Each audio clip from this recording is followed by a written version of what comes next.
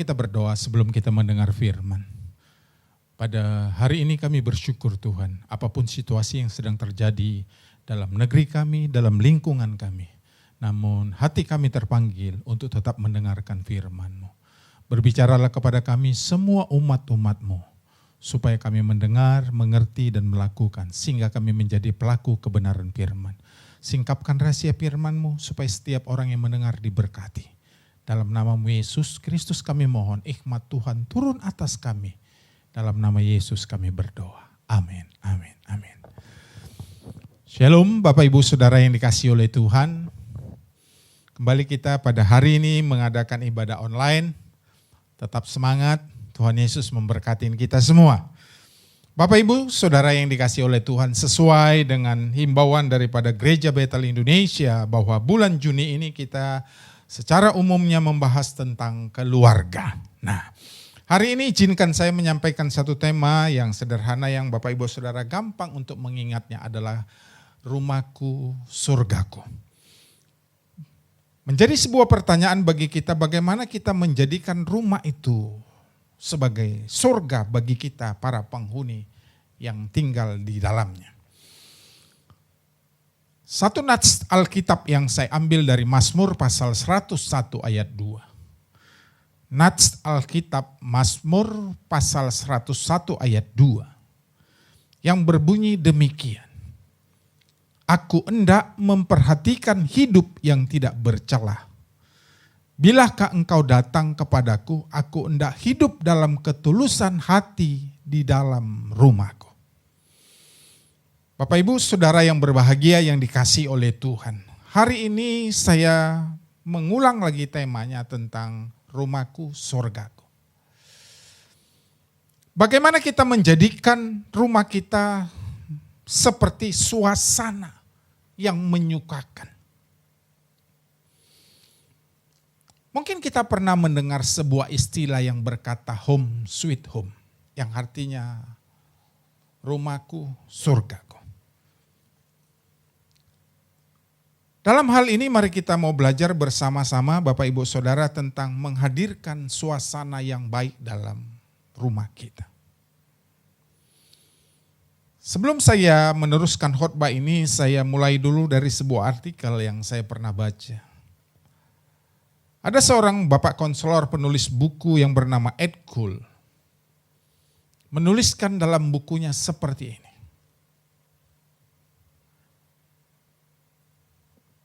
Jika Anda ingin merasakan suasana surga, menikahlah Anda.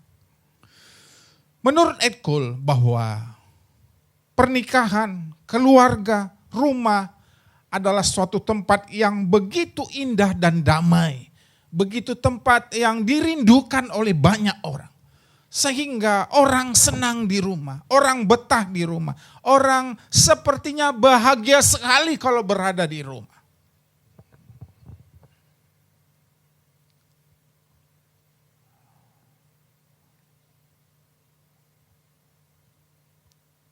Seringkali kita berpikir bahwa rumah hanya sebatas tempat tinggal. Lebih banyak hal yang bisa terjadi dalam rumah. Yang kita bisa bangun, yang kita bisa buat, yang kita bisa adakan sesuatu yang positif sifat. Sehingga dari pernyataan Ed Kuhl ini, kalau orang menikah, kalau orang berkeluarga, kalau orang berumah tangga, itu bisa menjadikan sesuatu menjadi lebih baik dalam kehidupan. Di dalam rumah tangga ada kasih sayang. Di dalam rumah tangga ada perhatian. Di dalam rumah tangga banyak hal-hal yang positif yang dia dapat sebelum dia menikah. Singkat cerita, rumah itu menjadikan sesuatu yang positif bagi kita. Maka Bapak Ibu Saudara, saya satu kali mendengar orang yang baru pulang dari liburan. Seenak-enaknya kita liburan, nginap di hotel, nginap di villa, nginap di tempat-tempat yang mewah yang bisa dibayar dengan mahal. Tapi masih tetap lebih enak tinggal di rumah. Karena itu rumah adalah sesuatu yang berarti, yang punya nilai bagi kita. Karena di dalam rumah ada kenyamanan, di dalam rumah kita mendapat kebahagiaan, di dalam rumah kita bisa memberikan sebuah perhatian, saling memberi perhatian, saling mendapat namanya hal-hal yang positif dalam rumah. Jadi Edkul mengingatkan, kalau kita ingin merasakan suasana surga, menikahlah kita. Tetapi Edkul juga mengingatkan kepada kita Bapak Ibu Saudara yang kasih dalam Tuhan. Jika Anda ingin merasakan suasana neraka, menikahlah Anda. Ternyata ketika seseorang menikah tidak selalu mendapat apa yang baik. Tidak selalu mengalami apa yang dia pikirkan dan dia bayangkan selama ini. Kalau nanti saya menikah, saya akan dapat uang yang banyak dari suami saya akan kerja, saya setiap bulan akan mendapat sesuatu, ada perhatian, ada kasih sayang. No, ternyata ada hal yang berbeda di dalam rumah tangga. Bagaimana para penghuni memainkan peranannya. Sehingga rumah itu apakah menghadirkan suasana surga atau menghadirkan suasana neraka. Di dalam rumah tangga banyak terjadi kekerasan. Tidak sedikit saudara-saudara mengalami kekerasan dalam rumah tangga. Masa pandemik ini, dampak terhadap keluarga cukup banyak. Banyak orang mengajukan perpisahan atau dalam tanda petik perceraian. Karena situasi-situasi yang sulit yang terjadi pada keluarga. Orang tidak lagi bisa menerima kenyataan. Orang tidak lagi bisa menerima sesuatu yang terjadi dalam dirinya. Orang tidak lagi bisa berpikiran sehat. Karena rumah itu bagaikan neraka. Saudaraku yang dikasihi oleh Tuhan. Pastikan rumahmu, pastikan rumah kita merasakan seperti suasana surga. Caranya bagaimana? Caranya simpel saja. Lihatlah ketika kita akan pulang, ketika kendaraan kita terdengar, apakah suara motor kita atau suara mobil kita terdengar. Bagaimana reaksi respon orang yang ada di dalam rumah. Kalau orang yang di dalam rumah ketika mendengar suara motor atau suara mobil kita pulang, mereka semua ngumpet. Sampai si Blacky pun juga ikut ngumpet.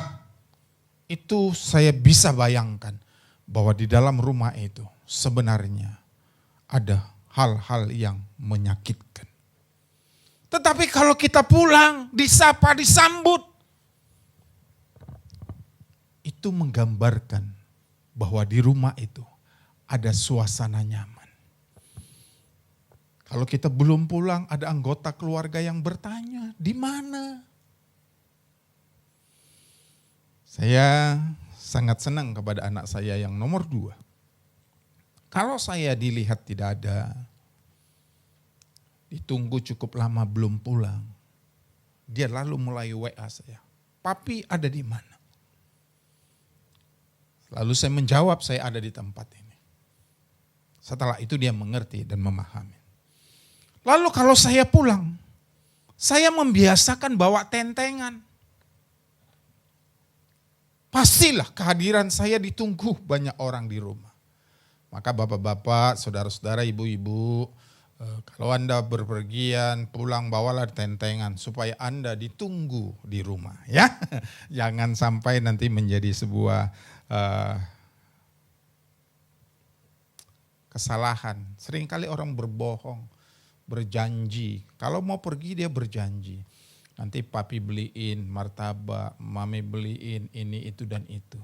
Waktu sampai di rumah, jawabannya tukang martabaknya pindah, itunya nggak buka dan lain sebagainya. Itu bohong, itu dosa. Tetapi mari kita ciptakan sebuah suasana surga di rumah kita. Maka hari ini saya mengajak kita untuk mengingat tema ini, rumahku surgaku. Tujuan khotbah saya adalah menghadirkan suasana surga di dalam rumah tangga kita masing-masing. Menjadi pertanyaan, bagaimana kita bisa menghadirkannya itu? Mazmur Daud menuliskan ada 2 hal yang dia ucapkan dalam ayat Alkitab tadi, saudara-saudara, dalam Mazmur pasal Mazmur pasal 101 ayat 2 berkata begini, aku hendak memperhatikan hidup yang tidak bercela. Poin yang pertama, bagaimana kita bisa menghadirkan suasana surga di dalam rumah kita adalah satu, memperhatikan hidup yang tidak bercela. Pak, bagaimana manusia bisa hidup tidak bercela? Kita kan manusia daging, manusia yang berdosa, yang kapan saja bisa berbuat dosa, di mana saja kita bisa punya peluang berbuat dosa. Ayo perhatikan ayat ini baik-baik. Memperhatikan hidup yang tidak bercela.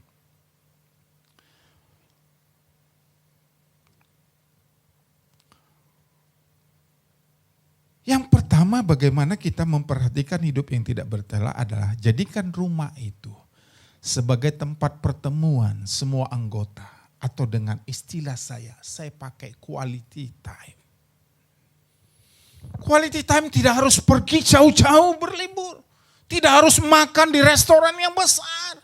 Mulailah dari rumahmu, jadikan satu pertemuan dan quality time mulai dari mesbah keluargamu.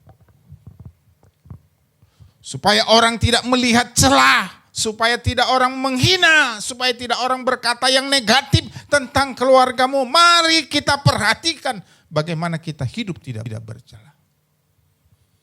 Bagaimana dengan mesbah keluarga?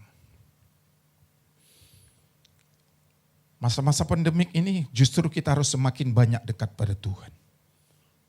Dan masa-masa pandemik ini justru kita harus semakin sering beribadah, bersekutu dengan Tuhan.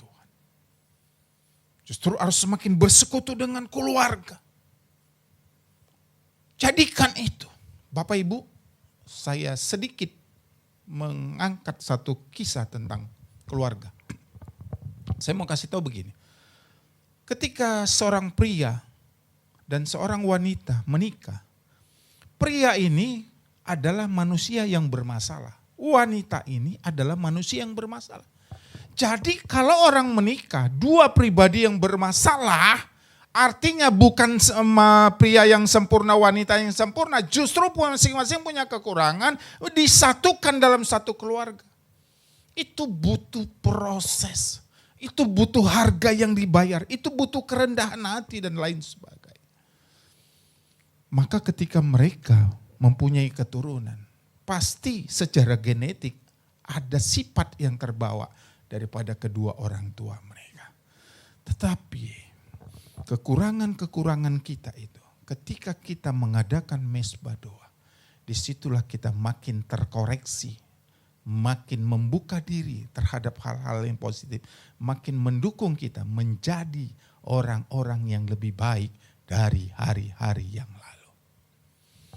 Jadikan tempat itu, jadikan rumah sebagai tempatmu. Tempat berkumpulnya anggota keluarga. Supaya apa Bapak Ibu Saudara? Supaya di keluarga itulah kita menemukan sesuatu. Apa yang perlu kita koreksi, apa yang perlu kita perbaiki, apa yang perlu kita tambahin, dan apapun yang perlu juga kita kurangi. Keluarga bisa bersekutu dengan melalui mesbah doa. Disitulah quality time. Ya, Abraham Maslow bilang salah satu kebutuhan manusia adalah rasa nyaman. Maka rumah harus nyaman.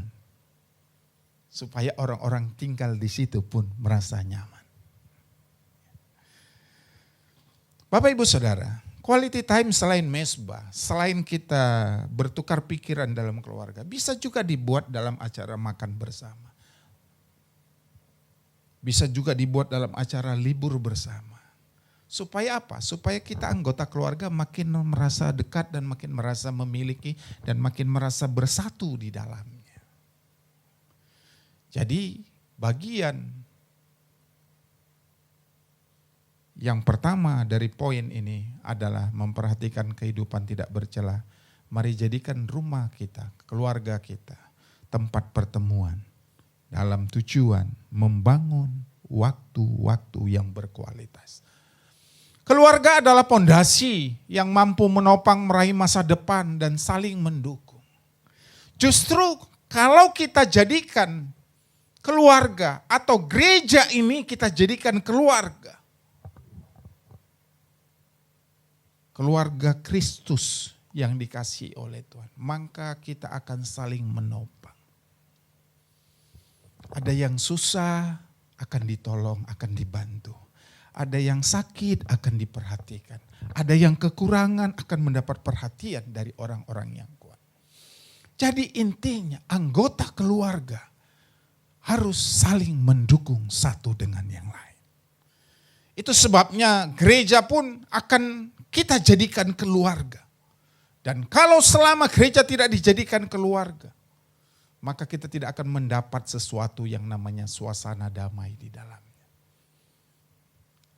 Justru kita harus mendapatkan suasana itu. Supaya di gereja itu kita bisa bertumbuh, di gereja itu kita bisa melayani, di gereja itu kita bisa memberikan sesuatu hidup kita, seluruh hidup kita kepada Tuhan melalui pelayanan-pelayanan yang dipercayakan kepada kita. Maka kita harus saling menopang, saling support, bukan saling jatuhkan, saling membantu, bukan saling merendahkan. Itulah salah satu fungsi daripada keluarga.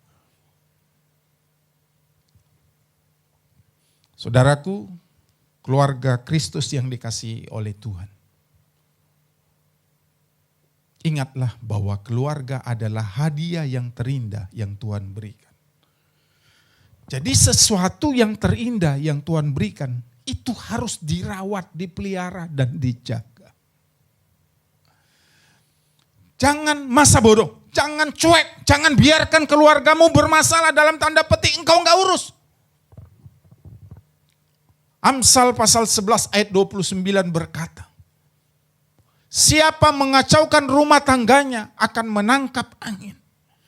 Jadi Bapak Ibu Saudara yang kekasih dalam Tuhan, kalau kita tidak perhatikan, tidak urus, tidak rawat keluarga kita, maka kita akan memperoleh kesia-siaan dalam berkeluarga ini.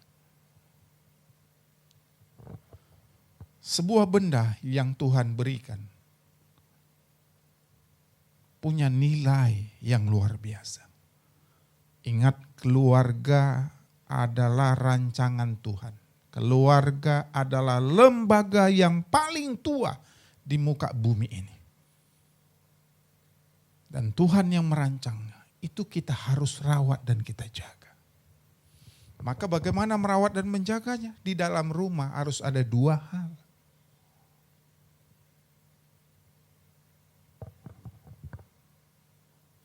Yang pertama, kita harus punya disiplin dalam keluarga. Kalau dalam keluarga tidak ada disiplin, berarti keluarga itu yang kedua, dia tidak punya aturan. Maka dalam rumah itu harus ada disiplin dan aturan, atau aturan dan disiplin. Itu akan diterapkan bersama-sama. Bapak Ibu Saudara yang kekasih dalam Tuhan, saya sebagai hamba Tuhan mengajak seluruh teman-teman, seluruh keluarga, seluruh jemaat setiap jam 9 untuk menaikkan doa syafaat. Sejam sebelumnya, setengah jam sebelumnya, atau 15 menit sebelumnya saya share ke grup supaya orang-orang ingat bahwa nanti jam 9 ada doa syafaat secara massal dilakukan. Mari kita pelihara, mari kita jaga keluarga kita. Jangan sampai terjadi celah. Oh, anak orang Kristen, kenapa dia mabuk-mabukan? Oh, anak orang Kristen, kenapa dia ada di penjara? Ada Yohanes, ada Lukas, ada lain-lain di dalam penjara. Itu justru kita harus belajar supaya celah itu, supaya iblis tidak masuk dan merusaknya. Kita tutup baik-baik, kita lindungi. Maka keluarga kita harus dirawat dan diperhatikan. Bapak, Ibu, Saudara yang dikasihi oleh Tuhan. Kalau engkau jadi suami yang baik, tugas kita tidak hanya menuntut, tapi memberikan perhatian. Kita pingin istri cantik, tapi kita pelit.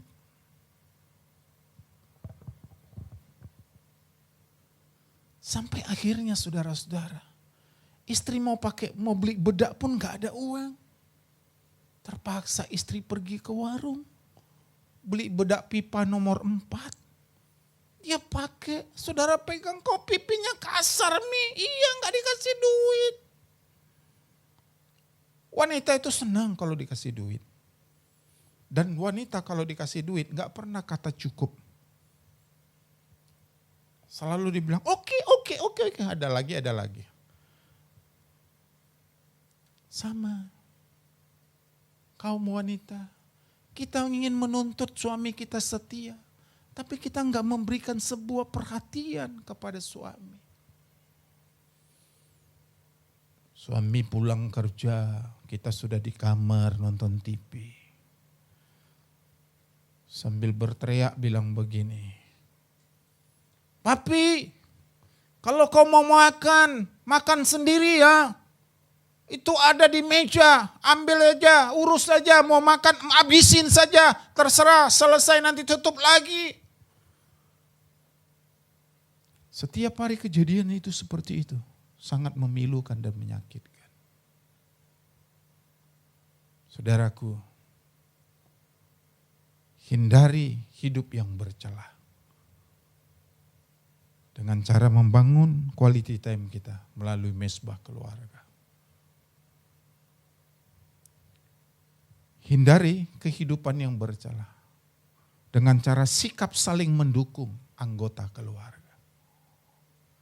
Hindari hidup yang bercelah karena keluarga itu hadiah yang terindah dari Tuhan. Itu yang pertama. Yang kedua, Daud bilang, "Aku hendak memperhatikan hidup yang tidak bercelah. Bilakah engkau datang kepadaku, aku hendak hidup dalam ketulusan hati." Hidup dalam ketulusan hati.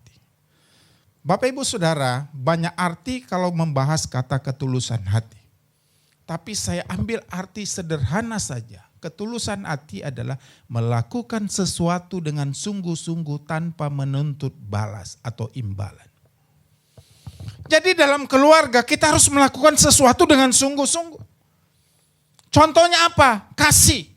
Dalam keluarga lakukan sesuatu dengan kasih, dengan tulus, dengan sungguh-sungguh. Saya pernah menangani begini. Ada orang ribut. Ini perhatikan baik-baik. Khususnya anak-anak muda, perhatikan baik-baik. Satu kali ada seorang pemuda jatuh cinta dengan wanita, wanita jatuh cinta dengan pemuda. Jadi artinya mereka sama saling jatuh cinta, jalanlah pacaran. Bapak Ibu Saudara yang kasih dalam Tuhan, sepanjang perjalanan mereka, tentu mereka pernah mampir di warung bakso, tentu mereka pernah nonton di bioskop, tentu mereka pernah minum es di pinggir jalan, atau apapun yang mereka lakukan yang di sana nanti mengeluarkan biaya. Secara umumnya dalam pembayaran itu biasanya pria lebih banyak mengeluarkan, walaupun tidak menutup kemungkinan ada wanita yang membayar. Saudara-saudara, setiap kali melakukan, pria itu catat. Hari ini makan bakso. Bakso Solo 45.000. Satu mangkok 290. Es jeruk 15.000 kali 2 30. Dicatat saudara-saudara. Catat. Suatu kali ternyata apa yang kita harapkan, apa yang kita bayangkan, apa yang mereka harapkan, mereka bayangkan tidak menjadi kenyataan. Mereka berpikir dengan berpacaran mereka pada akhirnya mau nikah. Ternyata putus di tengah jalan. Saudara, ketika putus di tengah jalan, sang pria mengeluarkan semua bon. Bon makan bakso, bon makan es jeruk, bon nonton, bon apa saya dikeluarin. Dia bilang, "Kamu kembalikan uang saya." Itu yang saya maksud tidak tulus. Dalam mengasihi anggota keluarga, dalam melakukan tugasnya sebagai suami. Kalau engkau pria, suami engkau capek, itu memang sudah harus begitu. Alkitab berkata dengan berkeringat dan berpeluh engkau mencari makan. Kau dengan sebagai wanita, sebagai istri, kalau sehari-hari engkau di rumah capek, itu memang sudah bagian. Bukan itu menjadi alasan, gua di rumah capek tahu. Gua di kantor capek tahu. Nah. Memang itu bagian. Jadi apapun yang kita perbuat dalam rumah itu, lakukanlah dengan ketulusan hati. Maka cintamu jangan pura-pura. Cinta, ngomong I love you pada istri saja. Jangan di setiap tikungan ada kata I love you. Pada Bapak Ibu Saudara yang kasih dalam Tuhan, hiduplah dalam ketulusan hati. Nah, bagaimana ciri-ciri tentang orang hidup dalam ketulusan hati? Tentu di dalam ketulusan hati itu tidak ada hati yang bengkok, hati yang pura-pura, hati yang jahat, tidak ada.